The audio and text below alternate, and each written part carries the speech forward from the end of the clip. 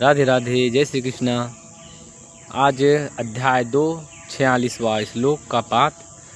यावानर्थ उदपाने सर्वतः संप्लुतोदके तावान् सर्वेषु वेदेषु ब्राह्मणस्य विजानतः। सब ओर से परिपूर्ण जलाशय के प्राप्त हो जाने पर छोटे जलाशय में मनुष्य का जितना प्रयोजन रहता है, ब्रह्म को तत्व से जानने वाले ब्राह्मण का समस्त वेदों से में उतना ही प्रयोजन रह जाता है।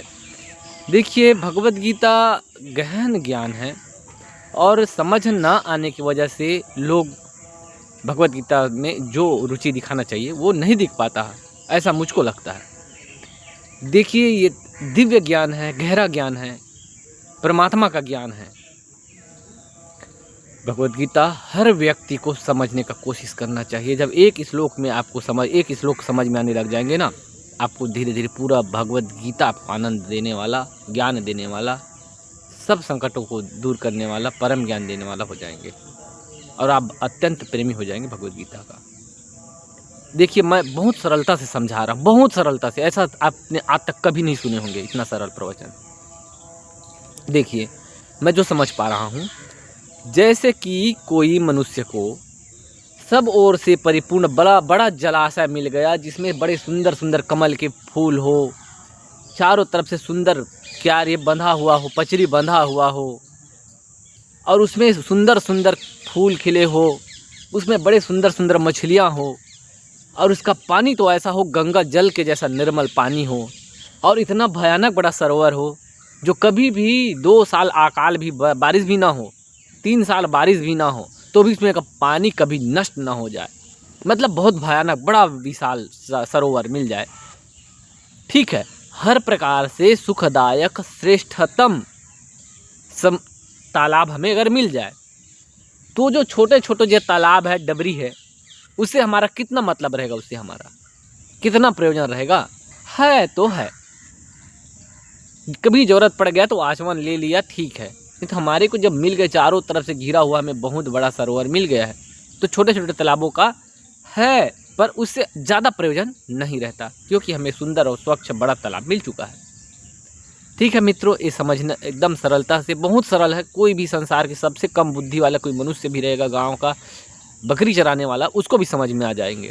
मैं ऐसे सरलता से आज 1-2 श्लोक ही करूँगा, ज़्यादा नहीं। तो जैसे जिसको बड़ा सरोवर मिल गया वो छोटे छोटे तालाब को क्या करेंगे, वैसे ही जिसको ब्रह्म का ज्ञान हो गया वो फिर वेद को उसकी ज़रूरत क्या है। जब वेद का मतलब है समुद्र ज्ञान पाने के लिए, जब ज्ञान मिल गया तो उसको क्या करेंगे। देखिए मित्रों, मेरे को अमेरिका जाना है। जब मैं अमेरिका पहुंच गया, प्लेन का सहारा लेकर मैं पहुंच गया अमेरिका। अब मेरे को प्लेन से क्या मतलब है, मेरा काम था पहुंचना, पहुंच गया। अब मैं वहां आनंद लूं, जिस काम के लिए गया हूं उस काम को करूं। प्लेन है जो भी है, धन्यवाद है। अब हमको जाना होगा तो प्लेन को याद करेंगे, लेकिन हम अपने मंजिल में पहुंच गए, अब उसका काम हमारा हो गया। ठीक है, वैसे ही ज्ञान मिल गया, ब्रह्म ज्ञान मिल गया तो वेद का फिर ज़रूरत क्या है, क्योंकि उसकी ज़रूरत हमें ज्ञान पाने तक ही था। ठीक है, वैसे ही अब देखिए उदाहरण, अब एक और सुंदर से उदाहरण दूंगा, भले एक ही श्लोक हो, आज उदाहरण समझिएगा बहुत सरलता से। जैसे कि आसमान में जहाज छूट जाता है, बहुत छोटा सा दिखता है जहाज, इतनी सी दिखेगा जहाज। ठीक है, तो 4 बच्चे हैं, किसी को दिख गया, नज़र पड़ गया कि वो जहाज जा रहे हैं। ठीक है, समझना बहुत सरल, ये सभी के लिए है। ये वही इसका पूरा परफेक्ट उदाहरण है जो हम सामान्य मनुष्य समझ सके। जहाज जा रहे हैं, उसको एक बच्चा ने देख लिया, दूसरा बच्चा को बोला, ये देखो वो जहाज जा रहा है, कहाँ है, मेरे को नहीं दिखाई दे रहा है। बोलेगा ये जो पेड़ दिख रहा है ना, वो पेड़ के अग्रभाग के सामने देखो। अच्छा, पेड़ के अग्रभाग के पास देखो।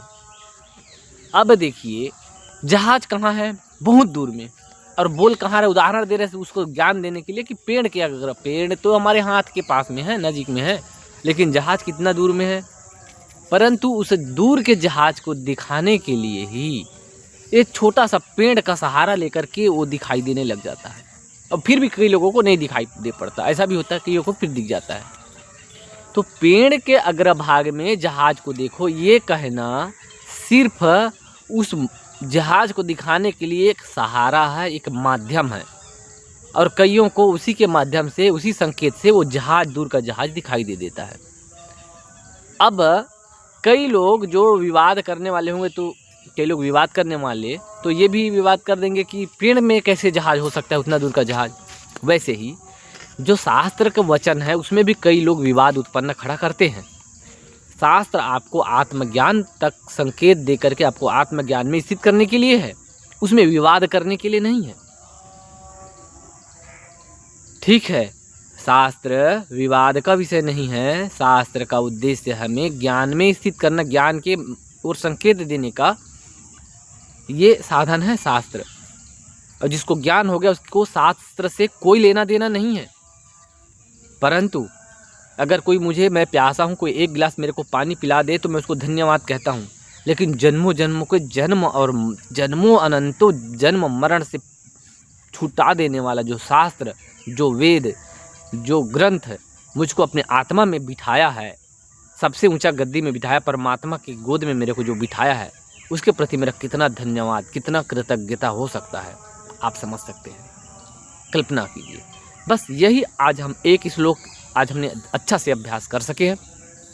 मैं यही चाहता हूँ, मेरा भाव यही है, भगवान की यही मैं समझता हूँ आज्ञा और कृपा कि हम कुछ श्लोक हमें समझ में आने लग जाए, भगवत गीता से हमें प्रेम हो जाए, फिर भगवान से प्रेम हो जाएगा। फिर ये संसार के सुख और दुख हमको, छोटे कुत्ते के पिल्ले भौं भौं करे तो समझदार कभी डरता नहीं, छोटे बालक ही डर सकता है।